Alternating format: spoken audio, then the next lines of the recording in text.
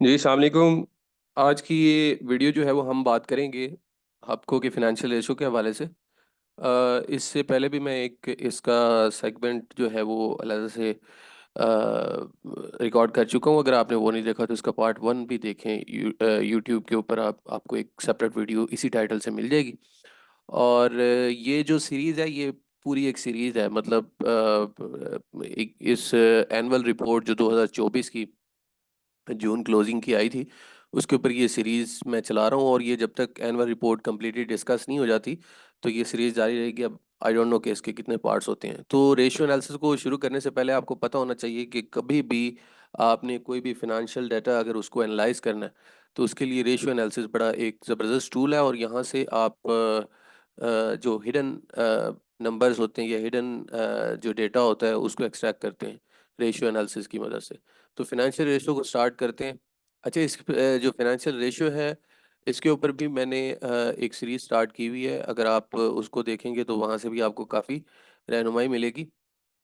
ये सीरीज़ जो है वो बेसिकली मुख्तलिफ रेशियो एनालिसिस जो कि मशहूर ज़माना है, उनको एक-एक करके जो है वो मैंने सेपरेट वीडियो में इंशाल्लाह डिस्क्राइब करना है। तो मतलब जब भी किसी भी एनुअल अकाउंट के ऊपर जब मैं कोई रिपोर्ट्स बनाऊँगा, तो उसमें रेशियो एनालिसिस का जो सेगमेंट होगा वो अगर आपने समझना है, देखना है, तो उसके लिए वो सेपरेट एक वीडियो सीरीज़ स्टार्ट की हुई है, तो उसको भी ज़रूर देखें। तो लेट्स गेट स्टार्टेड जी। प्रॉफिटेबिलिटी रेशियो से स्टार्ट करते हैं। देखें, कोई भी बिज़नेस जो है वो उसको समझने के लिए उसका बिज़नेस मॉडल समझने के लिए कि यार ये बिज़नेस मॉडल सस्टेनेबल है, मतलब जो इन्वेस्टर है उसको कुछ पैसा बना के देगा या नहीं देगा, तो उसके लिए हमें मुख्तलिफ रेशो में से जो एक सबसे अहम रेशो है वो प्रॉफिटेबिलिटी रेशो है। ये बिज़नेस मॉडल को समझने के लिए बहुत अहम रेशो होती है। प्रॉफिटेबिलिटी, आपको पता है कोई बिज़नेस प्रॉफिट के लिए काम करता है, तो जितना किसी भी कंपनी में प्रॉफिटेबिलिटी ज़्यादा होगी, मार्जिन ज़्यादा होगा, नेट प्रॉफिट ज़्यादा होगा, उतनी वो कंपनी साउंड होगी। और इसमें एक चीज़ ये भी है कि आपको ये भी देखना होता है कि आपकी जो प्रॉफिटेबिलिटी हो, वो डिस्टर्ब भी ना हो ओवर द टाइम। लाइक इसकी 2019 का 19 से जो है वो 24 तक का डाटा मौजूद है।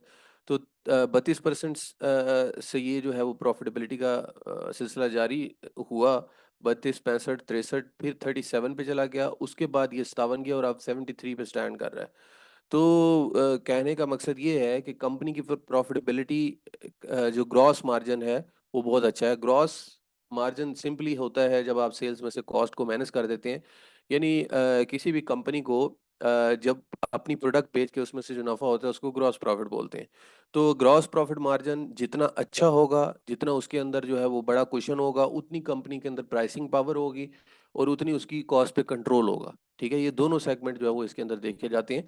सबसे पहले तो ये है कि वो उसकी प्रॉफ़िटेबिलिटी जो है वो उसकी डिपेंड कर रही होती है किसी भी कंपनी की उसकी सेल्स के ऊपर। और अगर सेल्स में प्राइस उसका जो है कंट्रोल नहीं हो किसी भी कंपनी को, तो फिर ज़ाहिर-सी बात है उसकी ग्रॉस प्रॉफ़िटेबिलिटी जो है वो कम हो जाती है। और पाकिस्तान में मोस्टली ऐसे बिज़नेसेस जो है वो एग्ज़िस्ट करते हैं जिनका वॉल्यूम तो बहुत बड़ा है, जैसे आप पीएसओ टाइप कंपनी को देख लें, लेकिन आप उनके मार्जिन्स को अगर ओवरव्यू करेंगे, तो वो आपको नज़र आएँगे कि वो बड़े थिन मार्जिन्स पे इंडस्ट्री जो है वो ऑपरेट कर रही होती है।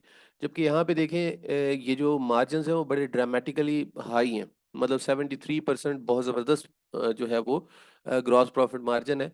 और इसके अंदर जो है वो थैंक्स टू कैपेसिटी पेमेंट्स, जिसका आजकल रोला चला हुआ है, ये उसकी वजह से भी है कि आप अपने प्लांट को जो है वो आइडल रखते हुए, यानी ना चलाते हुए, कारखाना चल भी नहीं रहा लेकिन इसके बावजूद उसका पैसा इनको मिल रहा है। तो बिजली ये बनाए ना बनाए, इनके जो कॉन्ट्रैक्ट्स हुए हुए हैं उसमें यही लिखा हुआ है कि कैपेसिटी पेमेंट जो है वो गवर्नमेंट को देनी पड़ेगी।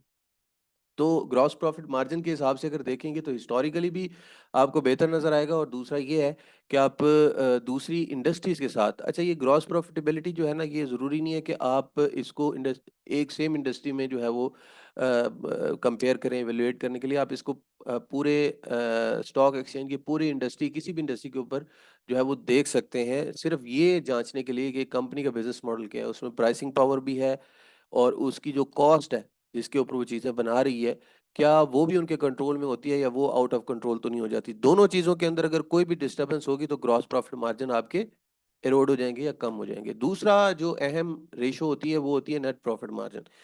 अच्छा, ग्रॉस का मतलब होता है जब किसी भी चीज में से कुछ निकालना बाकी हो, और नेट का मतलब होता है जिसमें से सब कुछ निकल गया हो।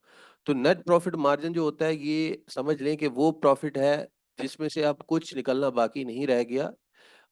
इसके ग्रॉस प्रॉफिट में से जब आप दूसरे खर्चे, ऑपरेशनल खर्चे, सारा कुछ निकाल देते हैं, तो फिर जो मार्जिन आपका बचता है वो नेट प्रॉफिट मार्जिन होता है। और इसमें भी अगर आप देखेंगे तो 2019 से आज 2024 में ये ज़बरदस्त किस्म का जो है वो इसके अंदर इंक्रीज आया है। अब कुछ लोग जो है वो ये समझने की कोशिश करेंगे कि ये 73% है और ये 81% कैसे हो गया। तो ये 73% जो है वो ग्रॉस प्रॉफिट बेसिकली कॉस्टिंग निकाल के, उसमें से सेल्स में से कॉस्ट निकाल के 73% आ गया। इसमें डेफिनेटली कोई ना कोई जो है वो अदर इनकम होगी जिसने इसकी जो है वो नेट प्रॉफिटेबिलिटी को बढ़ा दिया। और वो अदर इनकम जो है वो जाहिर सी बात है इनकी सब्सिडरी से भी आ सकती है और इनकी इन्वेस्टमेंट से भी आ सकती है। तो ये इसमें अगर किसी भाई को एम्बिगुटी है तो वो इनकी अदर इनकम देख सकता है। बाकी अगर आप देखेंगे जो पास में जो है वो आपको नज़र आएगा, 2022 में जो है वो 37% था, और फिर जो है वो ये 33% हो गया। 2022 में जो है 37% जो है वो ग्रॉस प्रॉफिट मार्जिन था, जबकि नेट प्रॉफिट अगर आप देखेंगे तो 33% पे जो है वो ये स्टैंड कर रहा है। अच्छा, बाकी इसमें से मैं जो है वो मोस्टली जो वो जो रेशोज हैं उनके ऊपर बात कर रहा हूँ, जो मतलब एक ज़बरदस्त रेशोज होंगी, या समझ लें मशहूर होंगी, या बड़ी की रेशोज होंगी जिनके ऊपर कंपनी के डिसीजंस होते हैं। बाकी इसमें बहुत सारी उन्होंने की हुई है, मैं जो इरेलीवेंट उनको छोड़ दूंगा। अब इसके अंदर भी पूरी लिस्ट नहीं है, जाहिर सी बात है। हम और जो एनुअल रिपोर्ट्स हैं उनको जब डिस्कस कर रहे होंगे तो वहाँ पे भी आपको बहुत सी चीज़ें, नई चीज़ें जो वो देखने को मिलेगी। रिटर्न ऑन इक्विटी जो है वो क्या होती है? रिटर्न ऑन इक्विटी का मतलब होता है कि जो कंपनी के अंदर पैसा लगा हुआ है ऑनर्स का, शेयर होल्डर का, उससे कितना रिटर्न बन रहा है। तो ये 30% से शुरू हुआ, 30, 27, 43, 46, 50, और फिर 50 पे सस्टेन कर गया ये। यानी जो शेयर होल्डर का पैसा लगा हुआ है उसके ऊपर रिटर्न ऑन इक्विटी 50% है, जो कि बहुत अच्छा है इंडस्ट्री के लिहाज से भी, और ओवरऑल अगर मार्केट के लिहाज से भी अगर आप देखेंगे तो ये ज़बरदस्त है। रीज़न ये है कि अगर नॉर्मली आप देखेंगे तो ये 20-25% के दरमियान जो है वो वेरी करता है। तो ये एक ज़बरदस्त साउंड बिजनेस की जो है वो इंडिकेशन होती है जब किसी बिजनेस का जो है वो रिटर्न ऑन इक्विटी अच्छा हो। उसके बाद आ जाता है रिटर्न ऑन कैपिटल एम्प्लॉयड। अच्छा, रिटर्न ऑन इक्विटी और कैपिटल एम्प्लॉयड में फ़र्क क्या है? रिटर्न ऑन इक्विटी जो होता है ये प्योरली कंपनी की उस परफॉर्मेंस को शो कर रहा होता है जो पैसा कंपनी बना रही है शेयर होल्डर्स के जो है वो पैसे के साथ, ठीक है। और रिटर्न ऑन कैपिटल एम्प्लॉयड जो होता है वो पैसा होता है जो ओवरऑल कंपनी जो है, अ, जिसके अंदर डेट भी आ जाता है और कंपनी की इक्विटी भी आ जाती है, ठीक है। क्योंकि देखें, किसी भी कंपनी को चलाने के लिए दो तरफ से पैसा चाहिए होता है, या तो वो इक्विटी होगा यानी शेयर होल्डर का पैसा होगा, या वो उधारी का पैसा होगा जो कि बैंक से या फाइनेंशियल इंस्टीट्यूशन से लिया होगा। तो जो रिटर्न ऑन कैपिटल एम्प्लॉयड का मतलब है वो सारा पैसा जो कि इक्विटी भी है, जो कि मतलब ओनर्स ने दिया, और जो उधार पे लिया हुआ है, दोनों पैसा मिला के तो इसका रिटर्न जो है वो 52% है। और 29% से जो है वो 2019 में ये स्टार्ट हुआ, और मुख्तलिफ वेरिएशन के साथ अभी 52% पे ये सस्टेन कर रहा है। तो इसका मतलब ये है कि दूसरों के पैसे के ऊपर भी सही जो है वो रिटर्न बन रहा है।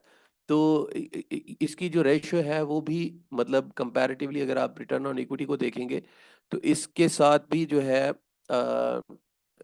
एक ये इंसाफ भी हुआ है कि जो दूसरों का पैसा जो है वो लिया हुआ है वो खू खाते में नहीं जा रहा, वो कहीं ना कहीं पे जो है वो कंपनी का रिटर्न भी क्रिएट कर रहा है। मतलब 50% का जो रिटर्न ऑन इक्विटी है, अगर मैं उसी की बात कर लूँ तो उसका मतलब है कि सिर्फ शेयर होल्डर का पैसा लगा होता तो 50% का रिटर्न बनता। लेकिन अब शेयर होल्डर्स के साथ जो है जब आप इक्विटी को भी, सॉरी, जो डेट है उसको भी ऐड कर देंगे, यानी उधार का पैसा भी इसके अंदर ऐड करेंगे, तो रिटर्न जो है वो बढ़ गया है। तो अगर ये रिटर्न इस तरह से बढ़ जाता है तो सिंपली मतलब ये होता है कि कंपनी जो है वो अपने जो फाइनेंशियल्स हैं वो या जो फाइनेंस है जो कि उनको शेयर होल्डर से मिल रहा है या दूसरी किसी कैटेगरी से मिल रहा है, तो वो उसको बड़ी ज़बरदस्त तरीके से इस्तेमाल कर रहे हैं। लिक्विडिटी रेशो के ऊपर आते हैं। देखें, कोई भी कंपनी जो होती है वो लिक्विडिटी के ऊपर चलती है, यानी कैश के ऊपर चलती है, और अगर कैश कंपनी का स्टॉक हो जाए तो कंपनी बैठ जाती है। तो इसमें करंट रेशो को हम देखेंगे। देखें, कोई भी कंपनी जो होती है उसकी जो ट्रेडिंग साइकिल होता है ना, वो उतना एफिशिएंट उस वक्त होगा जब वो अपने ट्रेडिंग साइकिल से जो उसके पास कैश है या उसके पास कैश इक्विवेलेंट्स हैं, मतलब वो चीज़ें जो कि कैश में कन्वर्ट हो सकती हैं, या लॉन्ग टर्म जो है वो करंट एसेट्स हैं। क्या उनको कन्वर्ट करने के बाद कंपनी अपनी लायबिलिटीज़ को पे कर सकती है, करंट लायबिलिटीज़ यानी 1 साल के एसेट्स को देखा जाता है करंट रेशियो में कि 1 साल की लायबिलिटीज़ को कवर करने के लिए कितना क उसके अंदर करंट एसेट्स के अंदर जो है वो कुशन है। तो ये करंट रेशियो होती है, यानी कंपनी के पास कितनी लिक्विडिटी है, तो ये टाइम्स में होती है। Current asset divided by current liabilities, तो अगर क करंट एसेट्स जो है वो ज़्यादा होंगे तो ये 1 से ज़्यादा होगी रेशियो, और अगर करंट एसेट्स कम होंगे तो ये 1 से नीचे चली जाएगी। तो आप देखेंगे 2019 में ये 1 से नीचे थी, जो कि अलार्मिंग थी। लेकिन गोइंग फॉरवर्ड आप 2024 तक देख रहे हैं कि ये 1 से ऊपर ही रह गई है। और 1.20% का 20 टाइम का मतलब ये है कि कंपनी के पास एक तो करंट लायबिलिटीज़ को ख़त्म करने के लिए पूरी जो है वो करंट एसेट्स के अंदर एबिलिटी है। इसके साथ-साथ 20% जो है वो इसमें और भी जो है वो कुशन पड़ा हुआ है। ये समझ लें कि 20% एक्स्ट्रा उनके लायबिलिटीज़ के अगेंस्ट जो है वो इनके पास एसेट्स पड़े हुए हैं। तो ये करंट जो रेशियो होती है ये बहुत ज़्यादा हाई नहीं होनी चाहिए, जैसे कि 2, 3, 4 नहीं होनी चाहिए। उसका मतलब ये होता है कि कंपनी ने इनएफिशिएंटली अपने एसेट्स को यूटिलाइज़ किया है और बहुत ज़्यादा पाइल अप की कर ली है। अब उसमें मुख्तलिफ चीज़ें हो सकती हैं, क्योंकि करंट एसेट्स में आपकी इन्वेंट्री भी आ रही होती है, इसके अलावा आपकी जो है वो रिसीवेबल्स भी आ रहे होते हैं। तो इन दोनों के अगर अमाउंट है अगर शूट कर जाएगी तो ये रेशियो भी शूट कर जाएगी, यहाँ से 3 2 या 3 पे चली जाएगी। उसमें सिंपली ये होता है कि कंपनी के अकाउंट रिसीवेबल अगर बढ़े हों तो इसका मतलब है कंपनी का मेजरली पैसा कस्टमर के पास फँस गया है। और अगर इन्वेंट्री बढ़ी हो तो उसका मतलब ये होता है कि कंपनी का मेजरली पैसा जो है वो इन्वेंट्री में फँसा हुआ है, यानी सेल ही नहीं हो रही चीज़, बिक ही नहीं रही। तो ये करंट रेशियो इस चीज़ को शो कर रही होती है, तो आप देखेंगे कि आपको कि ये रेशियो जो है वो अच्छी नज़र आती है पिछले ट्रैक रिकॉर्ड से, और मतलब सब्सटैंशियल कुशन जो है वो मौजूद है। दूसरा इस लिक्विडिटी रेशियो के अंदर जो जो चीज़ है वो है क्विक या एसिड टेस्ट रेशियो। देखिए एसिड टेस्ट रेशियो या क्विक रेशियो का मतलब जैसे क्विक से जो है वो नाम से ही ज़ाहिर है। क्विक रेशियो उस रेशियो को कहते हैं जो कि कंपनी के मोस्ट लिक्विड एसेट्स यानी कि कैश या कैश इक्विवेलेंट, या तो वो कैश हो या वो फौरी तौर पे कैश में कन्वर्ट हो जाएँ। ठीक है? इसके अंदर अकाउंट रिसीवेबल भी आ सकते हैं। अच्छा, कुछ लोग ये कहते हैं कि अकाउंट रिसीवेबल कैसे कैश में कन्वर्ट हो सकते हैं? बिल्कुल ही हो सकते हैं। रीज़न ये कि जो अकाउंट रिसीवेबल्स हैं वो आपके बैंक से डिस्काउंट हो जाते हैं, यानी आप बैंक को जो है वो अकाउंट रिसीवेबल देते हैं और वो आपको कुछ कुशन रख के उस टाइम के हिसाब से जो आपकी कमिटमेंट होती है अपने कस्टमर के साथ, उस टाइम के हिसाब से अपना इंटरेस्ट कट करके आपको बाकी की पेमेंट दे देते हैं। तो ये जो अकाउंट रिसीवेबल होते हैं ये जो है डिस्काउंट भी हो जाते हैं। तो इसके अंदर अकाउंट रिसीवेबल होगा, कैश होगा, या कैश से मिलती-जुलती वो चीज़ें जो कि फौरी तौर पे कन्वर्ट हो जाएँ।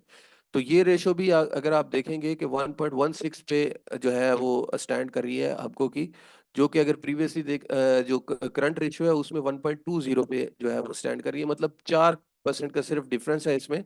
और ये कोई बहुत बड़ा डिफरेंस नहीं है, इसका मतलब कंपनी जो है वो लिक्विड एसेट्स के अंदर रिच है और किसी ऐसी चीज़ में जो है वो नहीं फंसी हुई कि उसको अगर फिल फॉर अपने जो है वो एसेट्स को सॉरी जो लायबिलिटीज है उनको सेटल करना पड़े, तो वो कंपनी उसके अंदर स्टक हो जाएगी। ये लिक्विडिटी रेशो रेशो आ गई, उसके बाद आ जाती है इक्विटी या टर्नओवर रेशो। इसमें मैं number of days in receivables ये इसमें बेसिकली इसलिए भी रेलेवेंट नहीं है हबको के केस में, क्योंकि इसमें जितनी भी जो पावर परचेज़र है वो अ, जो पेमेंट को डिले करता जाएगा, तो उतनी जो है वो उसकी बेसिकली इंटरेस्ट की पेमेंट जो है उसको देनी पड़ेगी। तो बेसिकली इसके अंदर ये थोड़ी-सी रेशियो है, लेकिन ये पावर सेक्टर में थोड़ी-सी इन रेशियोज़ के ऊपर ज़्यादा जो है वो आप समझ लें कि रिलाय नहीं कर सकते, क्योंकि इनका बिज़नेस मॉडल थोड़ा-सा डिफरेंट है दूसरी इंडस्ट्री से। तो ये 520 दिन का मैं आपको वैसे समझा देता हूँ, 520 दिन का जो है वो रिसीवेबल का साइकिल है। यानी अगर आप आज बेचते हैं कोई चीज़ तो उसमें से उसको रिसीव होने में 520 दिन लग जाएँगे। गो के साइकिल बहुत बड़ा है, लेकिन अगेन मैंने आपसे जैसे अर्ज़ किया कि कंपनी जो है, वो इस तरह के कॉन्ट्रैक्ट के अंदर है कि अगर पावर परचेज़र जो है वो अपनी पेमेंट को डिले करेगा, ज़ाहिर-सी बात है रिसीवर में इसमें पावर परचेज़र ही है ना दूसरे एंड पे। तो अगर पावर परचेज़र जो है वो अपनी पेमेंट को डिले करेगा तो वो उसके अगेंस्ट जो है वो इंटरेस्ट देगा, जो कि इनको फ़ायदा होगा। फिर इन्वेस्टमेंट या मार्केट रेशियो ये बहुत अहम है। वो लोग जो कि इन्वेस्टमेंट करना चाहते हैं तो वो इन रेशियोज़ को देख के अपनी जो है वो इन्वेस्टमेंट डिसीजन बना रहे होते हैं। तो सबसे पहले है ईपीएस अर्निंग पर शेयर मशहूर ज़माना, यानी एक शेयर के अगेंस्ट जो है वो कितना पैसे जो है वो बच रही हैं। तो ये अगर देखें कि 2019 में 6 रुपये 70 पैसे थे और आज 26 रुपये पे ये स्टैंड कर रहा है। अच्छा, ये इन्होंने मुझे लगता है कि कंसोलिडेटेड जो है वो फिगर्स ली हुई हैं, जबकि अगर आप कंसोलिडेटेड देखेंगे तो उसके अंदर सारी इनकी सब्सिडीज के भी जो है वो प्रॉफिट्स आ रही होंगे। लेकिन ये प्योरली जो है वो आई थिंक हबको को दिखाने के लिए जो है वो शो की गई है। तो दूसरा ये है कि ये जो प्राइस अर्निंग पर शेयर होती है, ईपीएस जो होती है, ये आपको इन आइसोलेशन जो है कुछ नहीं बता रही होती, आपको इसमें अब इसकी प्राइस के साथ जो है वो इसको कंपेयर करना होता है, यानी कितने पैसे दे के आपको कितनी जो है वो रेशो, कितनी अर्निंग जो है वो मिलेगी। तो यहाँ से आप देखेंगे तो ये 11 के मल्टीपल पे ट्रेड होता रहा, फिर पिछले साल में तकरीबन 3 पे भी होता रहा, अभी ये 6.24 पे है, जो कि अगेन मुझे लगता है कि अनकंसोलिडेटेड है। ये थोड़ा सा महंगा इस वजह से है क्योंकि जो हबको है उसने अभी भी इसका जो अगर आप प्राइस टू अर्निंग रेशियो देखेंगे तो तकरीबन 3 सवा 3 पे बनता है। अगर अनकंसोलिडेटेड सॉरी कंसोलिडेटेड में देखेंगे, यानी जो इसकी सब्सिडी सारे ग्रुप की जो अर्निंग है, वो अगर आप कंसोलिडेट करेंगे तो 3 के करीब इसकी 3 सवा 3 के करीब बनेगी, क्योंकि 50 के करीब इनकी ईपीएस थी और 150 से तो अब रेट जो है ना 130 पे आ गया, तो 3 से भी नीचे ही होगी। तो ये जो प्राइस टू अर्निंग रेशियो है, इसके हिसाब से आपको पता चलता है कि कितने टाइम आप जो है अर्निंग के पेमेंट कर रहे हैं, ठीक है। और इसको और समझने आसान तरीके से समझने आसान तरीके से जो है वो समझने का एक तरीका ये भी है कि आप देखें कि इस कंपनी में कितने पैसे लगा के कितनी अर्निंग हो रही है, यानी 6 रुपए लगा के अगर अनकंसोलिडेटेड व्यू में देखें तो आपको 1 रुपए की अर्निंग हो रही है। तो जितनी ये प्राइस अर्निंग कम होगी उतनी बेहतर होगी। इसको इंडस्ट्री के साथ भी जो है वो आप कंपेयर कर सकते हैं, लेकिन इसको आप ओवरऑल पीएसएक्स के साथ हम कंपेयर नहीं कर सकते, क्योंकि इंडस्ट्री जो है ये वेरी करती रहती है। प्राइस टू अर्निंग रेशियो जो है वो इंडस्ट्री वाइज जितनी ही मतलब चीप रेट पे मिल रही होगी, जितनी इसकी थोड़ी वैल्यू होगी किसी भी दूसरी इंडस्ट्री से, उतना ही बेहतर होगा कि कंपनी जो है वो चीपर है या कंपनी जो है वो मतलब सस्ते में मिल रही है। प्राइस टू बुक रेशियो जो होती है, यानी कंपनी के जो एसेट्स हैं, नेट एसेट्स, बुक वैल्यू आप एसेट्स नेट एसेट्स को कहते हैं। तो price to book value simply वो होती है कि कंपनी की प्राइस अगर उसके नेट नेट एसेट्स जो हैं उनके कितने टाइम या कितने गुना है। तो इसमें 2.87 है। आप प्रीवियसली इसको देखेंगे तो ये बहुत कम थी, 1.88 1.44। तो प्रीवियसली इसके कम होने का रीज़न ये है कि आपको जो है वो पीछे अगर आप देखेंगे तो बहुत लो रेट पे जो है वो मिलता रहा। और इसके लो रेट के मिलने की वजह ये थी कि मार्केट के अंदर एक क्योस था, फिर मार्केट बेहतर हुई तो इसके रेट भी बेहतर हो गए, तो इसलिए ये मल्टीपल्स भी हायर हो गए। लेकिन इसका कोई इतना बड़ा मसला नहीं है। जब एक कंपनी अर्निंग अच्छी कर रही है ना, तो फिर उसका प्राइस टू बुक वाला मसला जो है वो कुछ ज़्यादा गंभीर नहीं होता। तो अर्निंग अगर उसकी रोड नहीं होती, अर्निंग उसकी कंसिस्टेंट रहेगी, तो प्राइस टू बुक का जो है वो मसला ज़्यादा उसको तंग नहीं करेगा। फिर आ जाती है डिविडेंड यील्ड। अच्छा, प्रीवियसली इसकी डिविडेंड यील्ड 15 थी, 9 थी, 34 थी, अभी 10 पे आ गई है। अगेन रीज़न यही है कि डिविडेंड यील्ड जो है वो प्राइस के हिसाब से देखी जाती है। तो प्राइस इसकी काफ़ी बढ़ी हुई थी जब ये एनुअल रिपोर्ट आई है, तो उस वजह से इसकी जो डिविडेंड यील्ड है यहाँ पे कम नज़र आ रही है, और गोइंग फॉरवर्ड भी डिविडेंड यील्ड होपफुली कम होगी। रीज़न यही है कि जो मामला क्यास चल रहा है इनमें, उसकी वजह से ये मामला थोड़े से ख़राब हो जाएंगे। फिर आ जाती है ब्रेकअप वैल्यू। ब्रेकअप वैल्यू का मतलब होता है नेट एसेट्स, यानी कंपनी की सारी लायबिलिटीज चुकता करने के बाद कंपनी के पास जो एसेट्स बनेंगे वो एक शेयर के अगेंस्ट कितने के बिकेंगे। तो 56 रुपए के कंपनी के पास एसेट्स हैं। पहले ये देखेंगे तो 26, 32, 42, 47, अब ये 56, और इसके अंदर कंटिन्यूसली इंक्रीज है। इसका मतलब ये है कि कंपनी एफिशिएंटली अपने एसेट्स को इंक्रीज कर रही है। ये नहीं है कि उसकी ब्रेकअप वैल्यू टूट रही है। ब्रेकअप वैल्यू का इंक्रीज होना इस चीज़ को इंडिकेट कर रहा होता है कि कंपनी की अर्निंग अच्छी है और कंपनी के अंदर रिजर्व्स जो है वो पाइल अप हो रहे हैं। बाकी आ जाते हैं capital structure ratio, weighted average cost of debt. मतलब क्या जो है इंटरेस्ट की पेमेंट बढ़ रही है। अभी आप देखेंगे 23.27% पे पड़ रही है, जो कि हाइयर है बहुत ज़्यादा। तभी इनका देखेंगे आप जो प्रॉफिट एंड लॉस अकाउंट है उसमें फाइनेंस कॉस्ट काफ़ी आपको हाई लेवल पे नज़र आएगी। और अगर आप इनकी प्रीवियसली ये देखेंगे इनकी परसेंटेज थी वो 10 पे भी रही है, 9 पे भी रही है, तो वो काफ़ी बेहतर परसेंटेज थी कंपैरेटिवली आज के। ठीक है, उसकी रीज़न एलिवेटेड इंटरेस्ट रेट्स, और अभी ये गोइंग फॉरवर्ड जो है जैसे इंटरेस्ट रेट्स कम हो रहे हैं, क्योंकि इंटरेस्ट रेट रिसेंटली कम होना शुरू हुए हैं, तो आगे इसकी भी जो परसेंटेज है वो कम हो जाएगी और कंपनी बेहतर तरीके से जो है वो अपनी फाइनेंसेस को मैनेज भी कर सकेगी। डेट टू इक्विटी रेशो बहुत अहम रेशो होती है। जितनी हाईली लेवरेज कंपनी होगी उतना उसके साथ मसला भी ज़्यादा होगा। तो अभी आप इसका देखें, डेट जो है वो 17% है, 83% उसके अंदर इक्विटी है, जो कि बहुत अच्छी है। ठीक है? मतलब 83% जो पैसा कंपनी के अंदर लगा हुआ है वो ओनर्स का लगा हुआ है, शेयर होल्डर का लगा हुआ है, उन लोगों का जिन्होंने पैसा वापस नहीं मांगना। जो 17% पैसा लगा हुआ है वो बैंकों का पैसा है, फाइनेंशियल इंस्टीट्यूशन का है, और इसके ऊपर ही आपको इंटरेस्ट वगैरह की पेमेंट करनी पड़ती है। अब ये जितना कम होगा उतना इंटरेस्ट के साथ, इफेक्टिव इंटरेस्ट के साथ जो है वो इसकी सेंसिटिविटी कम होगी, क्योंकि जितनी डेट्स जो है वो कम होंगे कंपनी के अंदर, उतना उसको इंटरेस्ट कम देना पड़ेगा। और last but not the least, interest cover ratio, ये बहुत अहम रेशो होती है। इंटरेस्ट को एबिटा को आप डिवाइड करते हैं interest before earning before interest and tax, यानी किसी भी कंपनी की पोजीशन को ये शो करता है कि कंपनी के अंदर कितने टाइम एबिलिटी है अपनी अर्निंग की कि वो इंटरेस्ट पे कर सके। तो कंपनी की जो अर्निंग है वो 4 टाइम है, यानी बड़े एक ज़बरदस्त किस्म का कुशन मौजूद है कंपनी के जो इंटरेस्ट हैं उनको कवर अप करने के लिए। 4.27 टाइम्स, यानी अगर कंपनी का ₹1 जो है वो, अगर मिसाल के तौर पे कंपनी ने डेट लिया हुआ है, तो कंपनी की ₹4.27 की अर्निंग है, ठीक है? जो कि ₹1 का डेट पे करने के लिए बहुत सफिशिएंट है। अब इस ₹4.27 में से आराम से कंपनी जो है वो ₹3.27 अपने पास रख के और बाकी ₹1 बैंक का चुकता कर सकती है। लेकिन ये जो अर्निंग है, ज़ाहिर-सी बात है, इसके अंदर कैश नहीं मौजूद होता, क्योंकि ईपीएस जो होती है वो कैश फ्लो ने आइटम नहीं होती। इसके जैसे ही हम आगे कैश फ्लो स्टेटमेंट्स को देखेंगे तो वहाँ पे भी मैं आपको समझाऊँगा कि वो कितनी अहम होती है और किस तरह से उसको आप इवैल्यूएट कर सकते हैं। तो यहीं तक रखते हैं जी। इंशाल्लाह नेक्स्ट जो है वो इस सीरीज़ का जो पार्ट है उस पे आप लोगों के साथ मुलाकात होगी। अपना ख़्याल रखें और चैनल को ज़रूर जो है वो लाइक, शेयर, सब्सक्राइब करें। Thank you so much. अल्लाह हाफ़िज़।